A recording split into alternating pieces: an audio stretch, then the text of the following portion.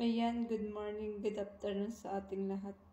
Ayan, babati nga pala ako sa aking friend na si Mr. Emoji. Ayan. Ayan, kay sa jowa niya si Beb Milk Tea. Ayan. Happy first anniversary sa inyong dalawa. Stay in love sa inyong dalawa. Ayan. Sana tuloy-tuloy.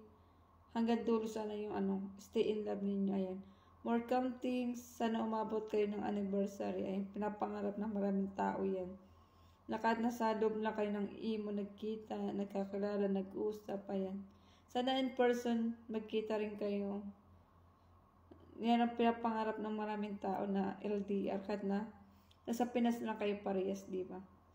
Ayan, kay Mr. Emoji. Ayan, Mr. Emoji.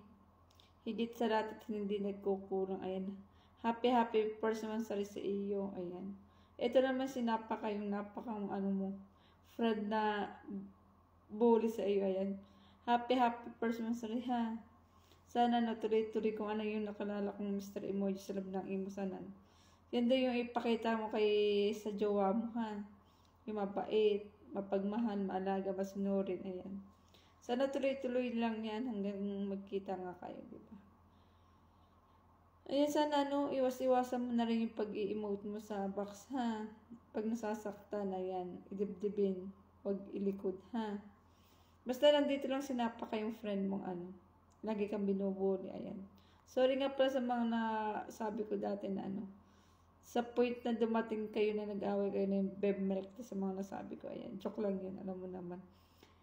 Basta stay in love sa inyong dalawa ha. Tuloy-tuloy lang yung pagmamahal mo sa kanya. Ayan kay Beb Milk Tea, ayan, Beb, happy first anniversary din sa inyo. Sana tuloy-tuloy din yung pagmamahal mo sa kanya. Sana walang pagbabago sa inyo dalawa, ayan. Kung kahit naman na di ko kayo totally kilala, ayan, kilala niyo naman ako na sinapa kayo, stay friend lang sa inyong dalawa. Ayan, dito lang ako sa inyo kung anong meron sa inyong dalawa. Sana tuloy-tuloy hanggang dulo sana yung pagmamahalan. Mag-aaway pa rin, hindi maghihiwalay. Ayan, Beb, kilala ko naman yan si jowa mo. Mabait naman yan. Wala ka naman dyan masasabi. Basta sinabi mong ganyan, ganito gagawin yan.